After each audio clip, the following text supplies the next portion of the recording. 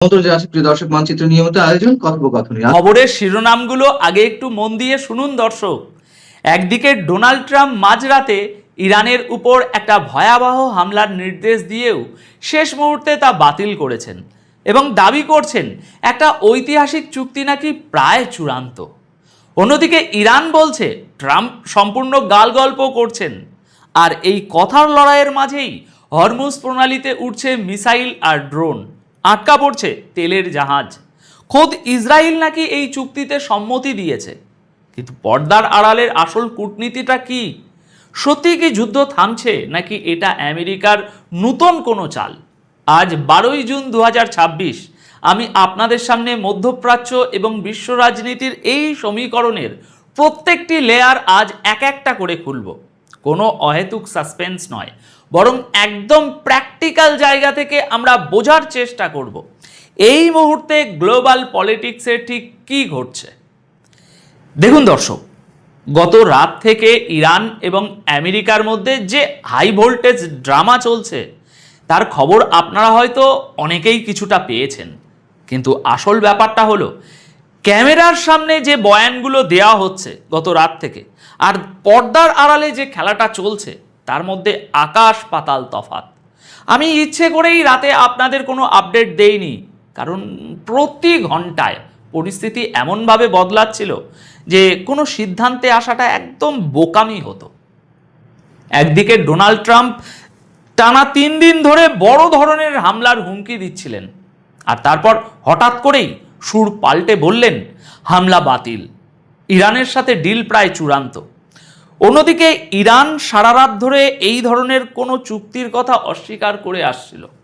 সকাল হতে হতে পরিস্থিতি আরও ঘোলাটে হয়ে যায়। এখন প্রশ্ন হলো, যদি চুক্তি হয়েই থাকে তাহলে হামলা কেন হচ্ছে? হ্যাঁ, হামলা হয়েছে। আর যদি হামলা হয়েই থাকে তাহলে কিসের চুক্তির কথা বলছে আমেরিকা?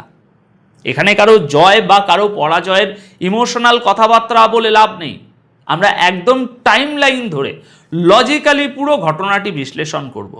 এই ভিডিওটি দেখার পর আপনার কাছে দিনের আলোর মতো পরিষ্কার হয়ে যাবে যে আসলে এই মুহূর্তে মধ্যপ্রাচ্যে পশ্চিমা দেশগুলোর আসল স্ট্র্যাটেজি কী। তবে একটা কথা শুরুতেই বলে রাখি, যদি কোনো চুক্তি তৈরি হয়েও থাকে তবে সেটা খুবই দুর্বল একটা চুক্তি, যা যে কোনো মুহূর্তে ভেঙে টুকরো টুকরো হয়ে যেতে পারে। চলুন শুরু করা যাক গতকাল রাতের একদম স্পেসিফিক টাইম লাইন ধরে। রাত ঠিক 2টোর সময় ডোনাল্ড ট্রাম্প হঠাৎ করেই একটা বড় ঘোষণা দেন। তিনি জানান যে আজ রাতে ইরানের উপর যে ব্যাপক বোমাবর্ষণের পরিকল্পনা আমেরিকার ছিল তিনি তা বাতিল করেছেন। এর কারণ হিসাবে ট্রাম্প দাবি করেন যে ইরানের সর্বোচ্চ নেতা এই চুক্তির একদম শেষ পয়েন্টগুলোতে সম্মতি দিয়ে দিয়েছেন। ট্রাম্পের এই কথায় মনে হচ্ছিল যেন সব কিছুর সমাধান হয়ে গেছে এবং যুদ্ধ শেষ। কিন্তু এখানে একটা জিনিস বুঝতে হবে দর্শক, সেই মুহূর্তেও ইরানের তরফ থেকে এই চুক্তির কোনো অফিসিয়াল কনফার্মেশন ছিল না। এরপর পরিস্থিতি আরও পাল্টে যায়। মাত্র কয়েক ঘন্টা পর ভোর প্রায় 4টের সময় ইরানের তরফ থেকে সরাসরি জবাব আসে। ইরান স্পষ্ট ভাষায় জানিয়ে দেয় যে ট্রাম্প পুরোপুরি গালগল্প মারছেন, এমন কোনো চুক্তি এখনও সম্পন্ন হয়নি। কিন্তু আমেরিকার এই মাইন্ড গেম এখানেই থেমে থাকেনি। এরপর আসে আজ 12ই জুনের ভোর 4:30 আপডেট। এই সময় ডোনাল্ড ট্রাম্পের আরেকটি বয়ান সামনে আসে যা পুরো ঘটনাকে আবার নতুন করে ঘুরিয়ে দেয়। এবার ট্রাম্প দাবি করেন যে আমেরিকা এবং ইরানের মধ্যে এই উইকেন্ডেই, অর্থাৎ চলতি সপ্তাহেতেই চুক্তি স্বাক্ষর হতে পারে। তিনি আরও বলেন এই চুক্তি হওয়া মাত্রই হরমুজ প্রণালী আবার সবার জন্য খুলে দেয়া হবে এবং এই চুক্তিতে আমেরিকার হয়ে ভাইস প্রেসিডেন্ট জেডি ভ্যান্স সই করতে পারেন। কিন্তু ট্রাম্পের এই কথার ভেতরেই একটা বিশাল ফাঁক ছিল। তিনি নিজেই স্বীকার করেন যে এটা কোনো ফাইনাল এগ্রিমেন্ট নয়, বরং এটা একটা মেমোরেন্ডাম অফ আন্ডারস্ট্যান্ডিং বা MOU, যা এখনও অনেকটাই ধারণাগত পর্যায়ে রয়েছে। অর্থাৎ কাগজে কলমে কিছুই এখনও চূড়ান্ত হয়নি। দর্শক, রাত 2টোয় যে ট্রাম্প বলেছিলেন চুক্তি চূড়ান্ত, ভোর 4:30 সেই ট্রাম্পই বলছেন চুক্তি এখনও পুরোপুরি পাকা নয়। এই বারবার বয়ান বদলানোর পেছনে আমেরিকার একটা পুরনো কৌশল কাজ করছে, আর তা হলো প্রপাগান্ডা ছড়িয়ে বিপক্ষকে চাপে ফেলা। এরপর ভোর পেরিয়ে যখন আজ 12ই জুনের সকাল হলো, তখন ইরানের পররাষ্ট্র মন্ত্রণালয়ের মুখপাত্র ইসমাইল বাঘে সরাসরি মিডিয়ার সামনে আসেন। ইসমাইল বাঘের বক্তব্যগুলো যদি আমরা একটু গভীরভাবে বিশ্লেষণ করি, তাহলে পশ্চিমা দেশগুলোর আসল চেহারাটা সামনে চলে আসে। বাঘে স্পষ্ট স্বীকার করেন যে যুদ্ধ থামানোর চুক্তির একটা বড় অংশ প্রায় প্রস্তুত হয়ে গেছে, কিন্তু আসল সমস্যাটা কোথায় জানেন? আসল সমস্যা হলো খোদ আমেরিকা। বাঘে অত্যন্ত লজিক্যাল একটি পয়েন্ট তুলে ধরেন। তিনি বলেন, ইরান শুরু থেকেই সৎ উদ্দেশ্যে আলোচনা চালিয়ে যাচ্ছে, কিন্তু আমেরিকা বারবার নিজেদের অবস্থান পরিবর্তন করছে। কখনো তারা নতুন শর্ত চাপিয়ে দিচ্ছে, কখনো কথা ঘুরিয়ে ফেলছে, আবার কখনো আলোচনার টেবিল সাজিয়ে রেখেই পেছন থেকে হামলা চালাচ্ছে। দর্শক, এটাই হলো আমেরিকার ডিপ্লোম্যাসি। একদিকে তারা শান্তির কথা বলে দুনিয়াকে দেখায় যে তারা যুদ্ধ থামাতে চায়, আর অন্যদিকে মাটিতে সামরিক শক্তির ব্যবহার অব্যাহত রাখে। ইসমাইল বাঘে এটাও স্মরণ করিয়ে দেন যে গত এপ্রিলে যে যুদ্ধবিরতির ঘোষণা হয়েছিল, আমেরিকা এবং ইসরায়েল নিজেরাই বারবার তা লঙ্ঘন করেছে। এখন একদিকে ট্রাম্প বলছেন চুক্তি কাছাকাছি, আর ইরানও বলছে ড্রাফট তৈরি, কিন্তু এই বারবার শর্ত বদলের কারণে এই চুক্তির ভবিষ্যৎ আসলেই অন্ধকার। দর্শক, এখানে একটা খুব গুরুত্বপূর্ণ প্রশ্ন আসে। ডোনাল্ড ট্রাম্প ইরানের খার্গ আইল্যান্ড দখল করার যে হুমকি দিয়েছিলেন, তা থেকে হঠাৎ কেন তিনি পিছিয়ে এলেন? খার্গ আইল্যান্ড হলো ইরানের তেল অর্থনীতির সবচেয়ে বড় লাইফলাইন। ট্রাম্প খুব ভালো করেই জানেন যে এই দ্বীপ দখল নিতে হলে আমেরিকাকে একটা পূর্ণাঙ্গ গ্রাউন্ড অপারেশন শুরু করতে হবে, আর এই গ্রাউন্ড অপারেশন আমেরিকার জন্য যে কতটা ভয়াবহ হতে পারে সেটা পেন্টাগনের অজানা নয়। আজ 12ই জুনের সকালে আসা কিছু রিপোর্ট অনুযায়ী এই হামলার হুমকির পরপরই কাতারের আমির, ইউএইর প্রেসিডেন্ট এবং পাকিস্তানের সেনাপ্রধান আসিফ মুনির ট্রাম্পের সাথে যোগাযোগ করেন। তারা ট্রাম্পকে বোঝান যে ইরানের সাথে একটা প্রাথমিক চুক্তির খসড়া যেহেতু তৈরি আছে, তাই এই মুহূর্তে হামলা করলে পুরো আলোচনা ভেস্তে যাবে। এই আরব নেতাদের আশ্বাসের পরেই নাকি ট্রাম্প হামলা থামান। কিন্তু এই রিপোর্টের অন্য একটা দিকও আছে। অনেক আরব ডিপ্লোম্যাট এখনো বিশ্বাসই করতে পারছে না যে ইরানের সুপ্রিম লিডার এমন কোনো পশ্চিমা চুক্তিতে সই করবেন। তাদের স্পষ্ট কথা হলো, চুক্তি যখন সামনে আসবে কেবল তখনই তারা বিশ্বাস করবেন। অর্থাৎ মুখে মুখে শান্তির কথা বলা হলেও ভেতরে ভেতরে অবিশ্বাস এবং সন্দেহের একেবারে বলতে পারেন পাহাড় জমে আছে। এই যে এতক্ষণ আমরা চুক্তির কথা শুনলাম, এবার আসুন মাটির বাস্তবের দিকে তাকাই, যেখানেকার চিত্রটা সম্পূর্ণ ভিন্ন। আজ 12ই জুনের সকালের দিকে খবর এসেছে যে হরমুজ প্রণালীর আকাশে আমেরিকান বাহিনী ইরানের দুটো অ্যাটাক ড্রোন গুলি করে নামিয়েছে। আমেরিকান সামরিক কর্মকর্তাদের দাবি, ইরান এই ড্রোনগুলো দিয়ে হরমুজ প্রণালী দিয়ে যাওয়া বাণিজ্যিক জাহাজগুলোতে হামলার প্রস্তুতি নিচ্ছিল এবং তারা সেগুলোকে মাঝপথেই ধ্বংস করে তাদের অপারেশন থামিয়ে দিয়েছে। আমেরিকা বুক ফুলিয়ে দাবি করছে যে হরমুজ প্রণালী দিয়ে জাহাজের যাতায়াত এখনও চালু আছে। অর্থাৎ বুঝতে পারছেন তো দর্শক, একদিকে টেবিলের উপর চুক্তির মূল্য ঝোলানো হচ্ছে, আর অন্যদিকে সমুদ্রের বুকে চলছে চরম পেশি শক্তির লড়াই। পরিস্থিতি মোটেও ততটা শান্ত নয় যতটা হোয়াইট হাউসের বয়ানে প্রমাণ করার চেষ্টা করা হচ্ছে। আর ইরানও কিন্তু চুপ করে বসে নেই। আজ 12ই জুনের দুপুর বেলাতেই ইরানি মিডিয়া একটি ব্রেকিং নিউজ দেয়। তারা জানায় যে হরমুজ প্রণালীতে ইরানের আইআরজিসি একটি তেলের ট্যাঙ্কারকে আটকে দিয়েছে। কেন দিয়েছে? ইরানের দাবি ওই জাহাজটি তাদের নিরাপত্তার নিয়মাবলী অমান্য করে এগিয়ে যাওয়ার চেষ্টা করছিল। এর আগে গত রাতে সিরিক অঞ্চলে যে বড় বড় বিস্ফোরণের শব্দ শোনা গিয়েছিল, সেগুলো আসলে কোনো আমেরিকান হামলা ছিল না, বরং সেগুলো ছিল আইআরজিসি নেভির এই জাহাজ আটকানোর অপারেশনেরই একটা অংশ। মানে সোজা কথায় ইরান ওই জাহাজটিকে আটকাতে সামরিক ফোর্সের ব্যবহার করেছে। ইরান পুরো বিশ্বকে একটা কড়া বার্তা দিয়ে দিয়েছে। তারা বলেছে আমেরিকার সাম্প্রতিক হামলার পর হরমুজ প্রণালীতে ইরানের নজরদারি আরও কঠোর হয়েছে, কঠোর করবে ইরান। আইআরজিসির অনুমতি ছাড়া বা তাদের নির্দেশ অমান্য করে কোনো দেশের জাহাজ যদি এই প্রণালী পার হওয়ার চেষ্টা করে তবে তার বিরুদ্ধে কঠোর ব্যবস্থা নেওয়া হবে। ইরান জাহাজের ক্যাপ্টেনদের পরিষ্কার জানিয়ে দিয়েছে। কি জানিয়েছে?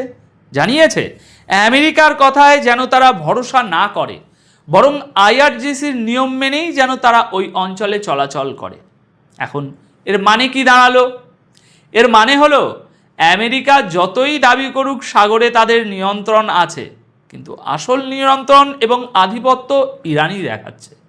সমুদ্রের এই ভূ রাজনীতিতে কেউ কাউকে এখন 1 ইঞ্চি জায়গাও ছেড়ে দিচ্ছে না। এখন ভিডিওর একদম এই শেষ অংশে এসে একটা অত্যন্ত গুরুত্বপূর্ণ পয়েন্ট নিয়ে কথা বলতে চাই দর্শক। ট্রাম্প দাবি করেছেন যে ইরানের সাথে এই চুক্তিতে ইসরায়েলও নাকি সম্মতি দিয়েছে। দর্শক, এই জায়গাটাতেই সবচেয়ে বড় জিওপলিটিক্যাল ফাঁদ লুকিয়ে আছে। ইসরায়েল যে চুক্তিতে রাজি হবে ইরান সেই চুক্তি মেনে নেবে, এমনটা ভাবার রাজনৈতিক মূর্খতা ছাড়া আর কিছুই নয়। ইসরায়েল সবসময়ই চেয়েছে ইরানের নিউক্লিয়ার প্রোগ্রাম ধ্বংস করতে এবং তাদের সমৃদ্ধ ইউরেনিয়ামগুলো হস্তগত করতে। ইরান যদি ইসরায়েলের মন মতো কোনো চুক্তিতে সই করে তবে সেটা হবে ইরানের জন্য চরম আত্মঘাতী এবং চরম দুর্বলতার লক্ষণ। আমি ব্যক্তিগতভাবে বিশ্বাস করি না যে ইরান এমন কিছু মেনে নেবে। অনেকেই এখন আবেগে ভাসছেন, কিন্তু আমাদের রিয়ালিটিতে থাকতে হবে।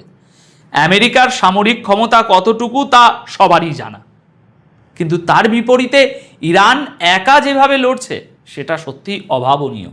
একা দাঁড়িয়ে লড়াই করার জন্য ইরানের সাহসের তারিফও করতে হবে। ইরানের পার্লামেন্টের স্পিকার গালিবাফ পরিষ্কার ভাষায় হুমকি দিয়ে রেখেছেন, যদি এই আগ্রাসন চলতে থাকে তবে বিশ্ব একটি সম্পূর্ণ ভিন্ন ও ভয়ানক ইরানকে দেখতে পাবে। এদিকে এরই মধ্যে খবর আসছে আমেরিকা এই চুক্তির ভেতর নতুন করে নিউক্লিয়ার শর্ত চাপিয়ে দেওয়ার চেষ্টা করছে, যা ইরান সরাসরি প্রত্যাখ্যান করেছে। তাই দর্শক, এই ইঁদুর বিড়াল খেলা এত সহজে শেষ হওয়ার নয়। আজকের এই বিশ্লেষণ থেকে একটা বিষয় খুব পরিষ্কার, যে গ্লোবাল পাওয়ার পলিটিক্সে কোনো কিছুই আসলে ফেস ভ্যালুতে বিশ্বাস করা যায় না। মিডিয়াতে যে শান্তির চুক্তির কথা বলা হচ্ছে তা আদতে একটা কৌশলগত বিরতি নেওয়ার চেষ্টা মাত্র। গ্রাউন্ড রিয়ালিটিতে হরমুজ প্রণালীর দখল নিয়ে যে যুদ্ধ শুরু হয়েছে তা বিশ্ব অর্থনীতিকে আগামী দিনে আরও বড় সংকটের দিকে ঠেলে দিতে পারে। এখন দর্শক, আপনাদের কি মনে হয়, আমেরিকা কি সত্যি যুদ্ধ থামাতে চায়, নাকি এটা কেবলই তাদের নতুন করে শক্তি সঞ্চয় করার একটা কৌশল মাত্র? আর ইসরায়েল কি কখনো ইরানকে ছাড় দেবে? আপনাদের মূল্যবান মতামত অবশ্যই কমেন্ট বক্সে জানাবেন। আসসালামু আলাইকুম রহমতুল্লাহি ওবরকাতুহু। সম্মানিত দর্শক, ডক্টর মোহাম্মদ ইউনূসের সঙ্গে শেখ হাসিনার যদি সমঝোতা হয়, তাদের মধ্যে যদি কথা হয়, আগামীতে যদি দেখেন যে শেখ হাসিনা এবং ডক্টর মোহাম্মদ ইউনূস পারস্পরিকভাবে কাঁধে কাঁধ মিলিয়ে বাংলাদেশের রাজনীতিতে ছড়ি ঘোরাচ্ছেন, বলেন তো এটা আপনার কাছে কতটা অসম্ভব মনে হতে পারে? বা আজকের এই যে শিরোনামটি, এই শিরোনামটিকে যদি আমি সত্য বলি, আপনাদের কাছে কতটা গাঁজাখুরি বলে মনে হতে পারে, বা এটা আদৌ সম্ভব কিনা? অনেক হয়তো বলতে পারেন যারা এই যে বট বাহিনী আছেন, এই কথাবার্তা আমার কথাবার্তা পছন্দ করেন না, এরা অদ্ভুত অদ্ভুত গালি মাঝে মধ্যে তারা উদ্ভাবন করে। তো সেক্ষেত্রে আজকের এই শিরোনামটির পক্ষে যদি আমি যুক্তি দিতে যাই, তাহলে বট বাহিনীর মাথা খারাপ হয়ে যাবে। এর কারণ হলো যে এরকম একটা টপিকের উপরে যেটা গালি দিতে হবে একটা মানুষকে, কি ভাষায় যে গালি দিতে হবে, নিন্দা জানাতে হবে, সেই ভাষাটা খুঁজতে তাদের 24 ঘন্টা বা আরও বেশি সময় লাগতে পারে। আর এর মধ্যে বহু মানুষ এটা জেনে যাবে। সবার আগে প্রথমে বলছি, এটি কোনো গুজব নয়, এটি কোনো বাস্তব কোনো ঘটনা নয়, এটি কোনো সম্ভাবনা নয়, এটি একটি কল্পনা মাত্র। এবং কখনো কখনো কল্পনা এত বাস্তব আকার লাভ করে, ধারণ করে, যেটি গল্প উপন্যাসের কাহিনীকে ছাড়িয়ে যায়। আপনি যদি ইলিয়াড এবং অডিসির কাহিনী জানেন, দ্য হেলেন অফ ট্রয়, বা মহাভারতের কাহিনী যদি আপনি পড়েন, কিংবা রামায়ণের ঘটনা যদি আপনি জানেন, তো আপনি আসলে সিদ্ধান্ত নিতে পারবেন না যে ঘটনাগুলো সত্য না মিথ্যা, এগুলো কি ঐতিহাসিক নাকি এপিক মহাকাব্য। শত শত নয়, হাজার হাজার বছর ধরে গবেষণা চলছে মহাভারত এবং রামায়ণ নিয়ে। আধুনিক বিজ্ঞান যেটা বলার চেষ্টা করছে যে এর বেশিরভাগই ঐতিহাসিক। অন্ধকবি হুমার তিনি যেটা লিখে গেছেন ইলিয়াড এবং অডিসি, সেটাও সত্য। এমনকি শেক্সপিয়ার যে সকল ঐতিহাসিক নাটক লিখেছেন, ক্লিওপেট্রা অ্যান্ড মার্ক অ্যান্টনিও, তারপর হ্যামলেট, মার্চেন্ট অফ ভেনিস, মানে যা কিছু লিখেছেন ঐতিহাসিকরা পরবর্তীতে গবেষণা করে সেটা প্রমাণ করেছেন যে এগুলোর বেশিরভাগই ঐতিহাসিকভাবে সত্য। এখানে শুধু সাহিত্যের যে বিষয়গুলো সেগুলো সংযুক্ত করা হয়েছে, নাথিং মোর।